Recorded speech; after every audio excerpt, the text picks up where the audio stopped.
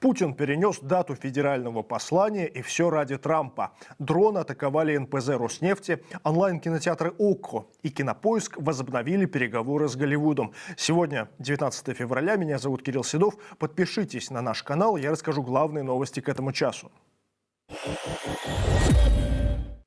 Президент США Дональд Трамп отличился громкими заявлениями после переговоров с Россией в Саудовской Аравии. По его версии, президент Украины Владимир Зеленский якобы сам довел страну до войны, вместо того, чтобы сесть за стол переговоров. Даже слабый переговорщик мог бы уладить это еще годы назад. Думаю, без больших территориальных потерь, без жертв и без разрушенных городов. Досталось и Джо Байдену. Тот, по мнению Трампа, из-за своей некомпетентности не смог предотвратить конфликт. А вот сам он, Трамп, якобы удерживал Путина от вторжения, пока был у власти. У него никогда не было шанса вторгнуться. Я сказал ему: лучше не лезь, не лезь. И он это понял, полностью понял.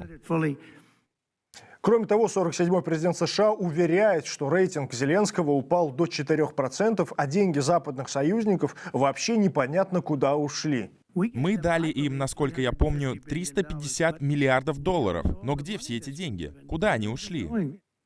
А еще Трамп поразмышлял о милосердии Путина. Тот мог бы стереть Украину с лица земли, но пожалел ракеты. Они не хотят запускать туда слишком много ракет. Они сделали это на 20%. Если бы они захотели сделать на 100%, все, вероятно, произошло бы очень быстро. Напоследок Трамп намекнул, если Европа ввяжется в войну, Третья мировая не за горами. А пока Трамп рассуждает о Третьей мировой, Зеленском и Путине, сам Владимир Путин готовится к встрече с Трампом. И даже решил отложить свое послание Федеральному собранию. По данным источников Эри Дейли, российский лидер сейчас сосредоточен на переговорах с США, а ключевые политические решения отложены до итогов этой встречи. В Кремле особо не распространяются на этот счет, а Путин все реже появляется на публике. О нем сообщается лишь в сводках заседаний Совбеза и запланированных заранее встречах. Впрочем, это не первый раз, когда его график меняется из-за Трампа. В 2017 году Путин отложил совещание с Совбезом, чтобы поздравить Трампа с инаугурацией. А на прошлой неделе из-за первого телефонного разговора с президентом США Путин отменил заседание правительства. Пока Путин готовится к переговорам, Европа делает свой ход. Евросоюз готовит крупнейший пакет военной помощи Украине с начала войны. Не менее 6 миллиардов евро. Об этом сообщает издание «Политико» со ссылкой сразу на 3 европейских дипломатов. Деньги пойдут на артиллерийские снаряды, системы ПВО и другие вооружения, чтобы укрепить позиции Киева перед переговорами с Россией. Окончательная сумма может вырасти до 10 миллиардов евро, а детали плана представят 24 февраля во время визита европейских чиновников в Киев. На фоне подготовки военной помощи Украине европейские лидеры обсудят вопросы безопасности. Уже сегодня, как сообщает Рейтер со ссылкой на источники, во Франции пройдет вторая встреча по вопросам Украины и укрепления обороны Европы. В ней примут участие страны Евросоюза и НАТО, которых не было на первом саммите. Это страны Балтии, Бельгия, Чехия, Румыния, Греция, Финляндия, Швеция, Норвегия и Канада. Первое экстренное совещание прошло 17 февраля по инициативе президента Франции Эммануэля Макрона после сообщений о готовящихся переговорах США и России в Эр-Рияде без участия Евросоюза и Украины. Тогда конкретных решений не объявили, но ЕС и НАТО заявили о необходимости усиления обороны и гарантий безопасности для Киева.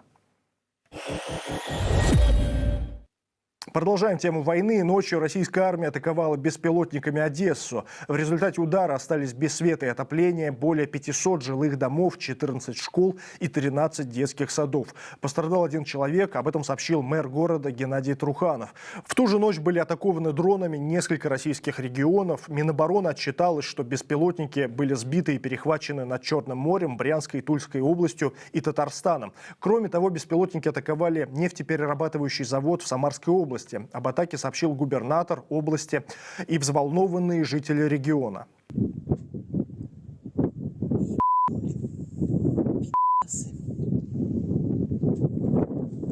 Сызранский НПЗ принадлежит Роснефти.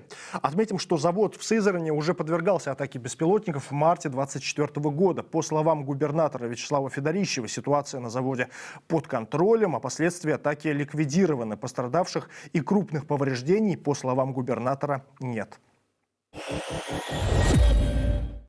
Владимир Путин на совещании с правительством поручил ежемесячно выплачивать по 65 тысяч рублей жителям Курской области, утратившим свое жилье. Мера поддержки будет действовать до, цитата, полного освобождения региона. По словам Путина, выплата коснется более 112 тысяч человек. Напомню, что жители приграничных районов Курской области, оставившие свои дома после наступления ВСУ, неоднократно жаловались на отсутствие материальной поддержки со стороны государства. Одновременно на официальном сайте губернатора и правительства Курской области появился реестр пропавших жителей региона. Сколько именно людей включено в реестр, увидеть невозможно. Но губернатор Курской области Александр Хинштейн сообщил, что в нем более 1900 фамилий. Российские онлайн-кинотеатры возобновили переговоры с голливудскими киностудиями по поводу возвращения их фильмов в Россию. Об этом сегодня пишет РБК. О возобновлении контактов с Голливудом сообщили, в частности, представители Кинопоиска. О переговорах рассказал представитель онлайн-кинотеатра «Око» Артем Сарксян. При этом, по его словам, говорить о возврате премьер и сроках этого возвращения пока рано, так как, цитата, «все зависит от политической ситуации». И это все новости к этому часу. Обязательно подпишитесь на наш канал, чтобы поддержать нашу работу. И, конечно, поставьте лайк этому выпуску. Вечером последние новости для вас расскажет Тенгиз Адамия. Меня зовут Кирилл Седов. Увидимся. Пока.